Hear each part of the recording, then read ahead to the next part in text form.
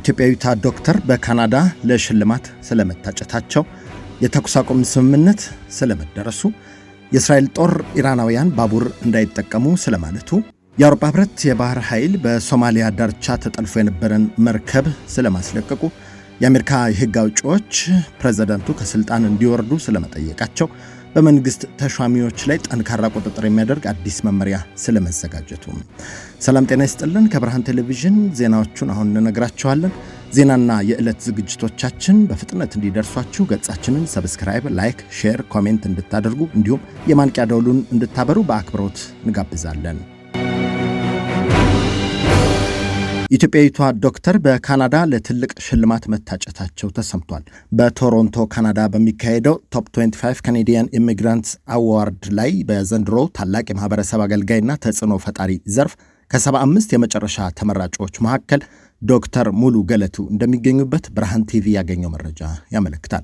በዓለም አቀፍ ደረጃ ክብር የሚያሰጠው በካናዳ የማህበረሰብ አገልግሎት በመሪነትና በሙያዊ ውጤት አስፈላጊ ሚና ያበረከቱ ግለሰቦች ሽልማት የሚሰጥበት ዝግጅት ላይ እጩ ሆነው መቅረባቸውን በተመለከተ በሰጡት ሐሳብ ከ75 ተመራጮች መካከል መመረጤ ትልቅ ክብር ነው ያሉት ዶክተር ሙሉ አክለውም ይህ ውጤት የራሴ ብቻ ሳይሆን የማህበረሰብ ድጋፍ ነው ብለዋል። ለሽልማቱ የታጩት ዶክተር ሙሉ ይህንኑ በማስመልከት በሰጡት አስተያየትም እያንዳንዱ ድምፅ ትልቅ ዋጋ አለው፣ ድጋፋችሁና ማበረታቻችሁ ከልቤ እጅግ አመሰግናለሁ ሲሉም ማለታቸው ተሰምቷል። እጩዎችን ለመለየት የሚደረገው ጥረት ወደ ቀጣዩ ወሳኝ ምዕራፍ በተሸጋገረበት በዚህ ወቅት የህዝብ ድምፅ አስፈላጊ በመሆኑ ከድምፅ መስጫው የመጨረሻ ቀን ጁን 12 2026 አስቀድመው ሁሉም የኢትዮጵያና ኤሪትሪያ ማህበረሰብ www.canadianimmigrant.ca/top25 ላይ በመግባት ማህበረሰቡ ለዶክተር ሙሉ ገለቱ ድጋፉን እንዲሰጥ ብርሃን ቲቪ ጥሪውን ያስተላልፋል።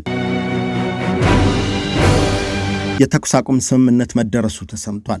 ኢራን የቀረበላትን የ2 ሳምንታት የተኩስ አቁም ስምምነት መቀበሏን የአገሪቱ የበላይ ጠባቂ አያቶላ ሞጅተባ ኻሜኒ አስታውቀዋል። ለውሳኔው መገኘት የፓኪስታን ሽምግልና እንዲሁም ቻይና በሰዓቱ ያደረገችው ከፍተኛ የዲፕሎማሲ ጣልቃ ገብነት ወሳኝ ሚና እንደተጫወተ ያስነበቡት ዘገባዎች ስምምነቱ ቻይናና ፓኪስታን በጋራ በመተባበር በመካከለኛው ምስራቅ ለሳምንታት የቆየውን ጦርነት ስጋት ወደ ሰላም የቀየሩበት ታሪካዊ ክስተት ሆኖ መመዝገቡን አስነብበዋል። ኢራን ይህንን ስምምነት መቀበሏን ተከትሎ የአሜሪካው ፕሬዝዳንት ዶናልድ ትራምፕ በሰጡት መግለጫ ከፓኪስታን ጠቅላይ ሚኒስትር ሸህባዝ ሸሪፍ እና ከጦር አዛዡ ፊልድ ማርሻል አሲም ሞኒር ጋር ባደረጉት ውይይት መሰረት በኢራን ላይ ሊሰነዝሩ የነበረውን ጥቃት ለጊዜው ለማገድ ተስማምቻለሁ ብለዋል።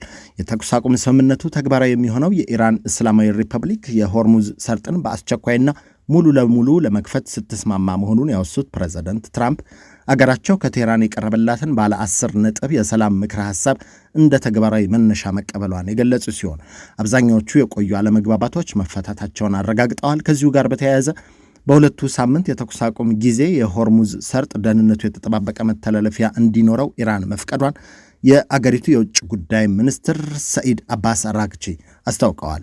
በሆርሙዝ የመርከቦች መተላለፍ የቴክኒካዊ ገደቦችን ከግምት በማስገባት የሚከናወን እንደሆነ የገለጹት አራግቺ ይህም መርከቦች በሰርጡ በሚያልፉበት ወቅት እንቅስቃሴያቸው በኢራን ጦር ኃይል እውቅና ቁጥጥርና መመሪያ ስር እንደሚሆን አመልክተዋል።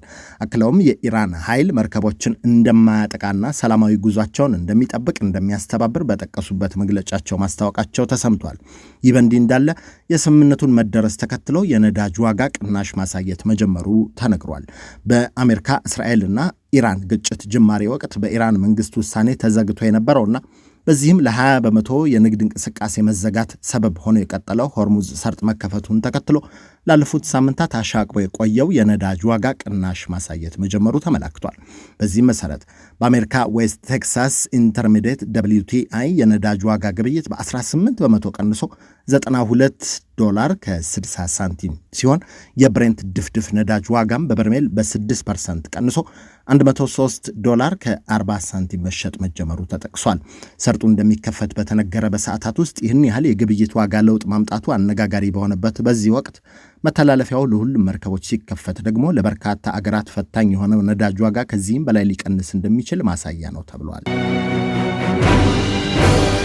የእስራኤል ጦር ኢራናውያን ባቡር እንዳይጠቀሙ አስጠንቅቋል። የእስራኤል ጦር በይፋዊ የማህበራዊ ትስስር ገጹ ላይ በፋርስ ቋንቋ ባሰፈረው መልእክት በኢራን የሚኖሩ ሰዎች ለደህንነታቸው ሲባል በባቡር ከመጓዝ እንዲቆጠቡ አሳስቧል። ማስጠንቀቂያው በመላው አገሪቱ ለሚኖሩ ኢራናውያን መሆኑን የገለጸው ጦሩ በኢራን ሰዓት አቆጣጠር እስከ ምሽቱ 3 ሰዓት ድረስ ማስጠንቀቂያው እንደሚቆይ ገልጿል። አክሎም በባቡር ውስጥ መሆንና በባቡር ሀዲዶች አቅራቢያ መገኘት ሕይወታችሁን አደጋ ላይ ይጥላል ብሏል። የእስራኤል ጦር ማስጠንቀቂያ የተሰማው የአሜሪካው ፕሬዝዳንት ዶናልድ ትራምፕ በመላው ሀገር የሚገኘው የሲቪል መሰረተ ልማቶች ላይ ጥቃት ለመሰንዘር መዛታቸውን ተከትሎ ነበር። ሰኞ ዕለት ምሽት የእስራኤል ጦር ከአገዛዙ ጋር ግንኙነት ያላቸው የቴህራን መሰረተ ልማቶችን ኢላማ በማድረግ ተደጋጋሚ ጥቃቶችን መፈጸሙና የሂዝቦላ አባላት ናቸው ያላቸውን ግለሰቦችን መግደሉ መግለጹ ይታወሳል። ከዚህ ውጭ የእስራኤል ጦር ከኢራን ወደ እስራኤል የተወነጨፉ ሚሳኤሎችን ቀልብሻለሁም ሲልም አስታውቋል።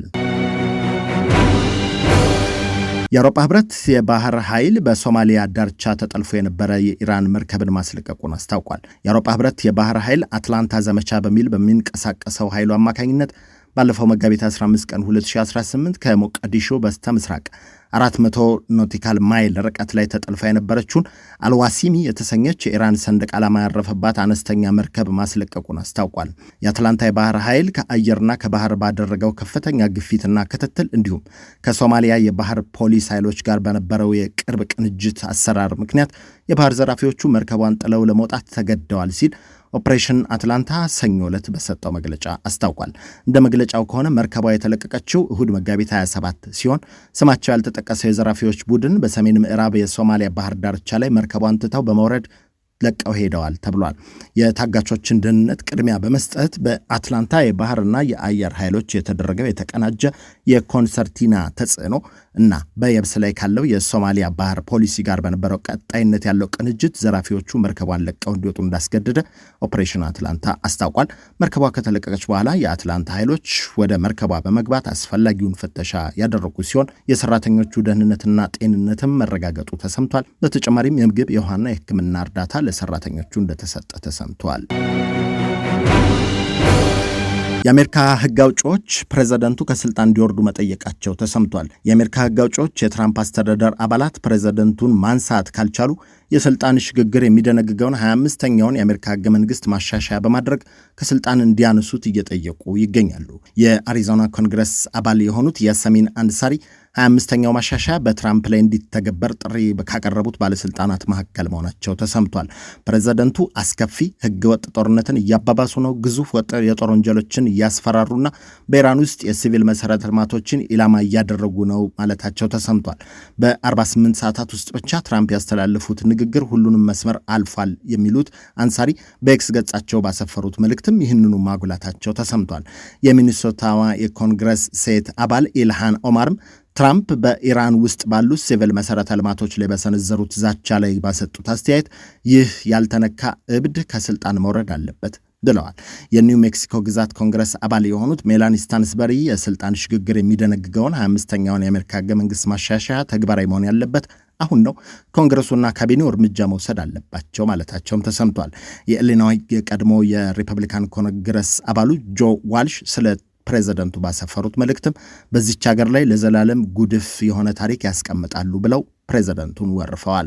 የዲሞክራቲክ ሴኔት አባል የሆኑት ክሪስ መርፊ በኤክስ ላይ ባሰፈሩት መልእክታቸው እኔ በፕሬዝደንቱ ካቢኔ ውስጥ በሆን ኖሮ የስልጣን ሹግግር የሚያደርገውን የፕሬዝደንቱን 25ኛውን የአሜሪካ ሕገ መንግስት ማሻሻያ የሕገ መንግስት ጠበቆችን በመጥራት ይህን ውሳኔ ያስተላልፋለሁ ሲሉ ተደምጠዋል። በመንግስት ተሿሚዎች ላይ ጠንካራ ቁጥጥር የሚያደርግ አዲስ ረቂቅ መመሪያ መዘጋጀቱ ተሰምቷል። የገንዘብ ሚኒስቴር በመንግስት ተሿሚዎች ላይ ጠንካራ ቁጥጥር የሚያደርግ አዲስ ረቂቅ መመሪያ ማዘጋጀቱ ነው የተሰማው።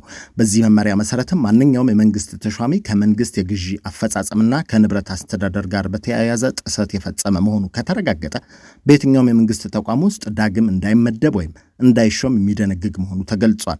ይህ እርምጃ በመንግስት ሀብት ላይ የሚፈጸሙ ብክነቶችን ለመግታትና ተጠያቂነትን ለማስፈን ያለመ መሆኑ በዘገባው ተመላክቷል። በረቂቅ መመሪያው ላይ በዋናነት በጥፋተኝነት ከተጠቀሱት ነጥቦች መካከል ዓመታዊ የመንግስት የግዢ እቅድና በወቅቱና በጥራት በኤሌክትሮኒክ ዘዴ አለመቅረብ፣ የንብረት አስተዳደር ሪፖርቶችን በጊዜው አለመላክ እንዲሁም አገልግሎት የጨረሱ ንብረቶችን በወቅቱ አለማስወገድ ይገኙበታል። በተጨማሪም የግዢ መረጃዎችን ለህዝብ ግልጽ አለማድረግ እንደ ትልቅ ጥሰት ተቆጥሮ ተሿሚዎች ከቀጣይ የሥራ ድልድል እንዲታገዱ የሚያስገድድ መሆኑ ተመላክቷል። ከብርሃን ቴሌቪዥን የዕለት ዜናና ዝግጅቶቻችን በፍጥነት እንዲደርሷችሁ ገጻችንን ሰብስክራይብ፣ ላይክ፣ ሼር፣ ኮሜንት እንድታደርጉ ለማስታወስ እንወዳለን። ጤና ይስጥልን።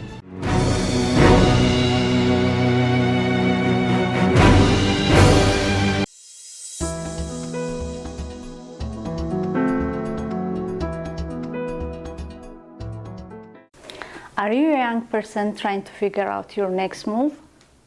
Or a young parent who needs real support, not just advice? We have built something for you. A community, a network, a place where you belong. And mentors who looks like you. Who have been where you are and want to help you get where you are going. Are you ready to take your first step? Go to sankofamentorship.org right now. Hit the Get Involved button and you can become a mentee, become a mentor, or involve as a volunteer. And let's build your future together. See you inside!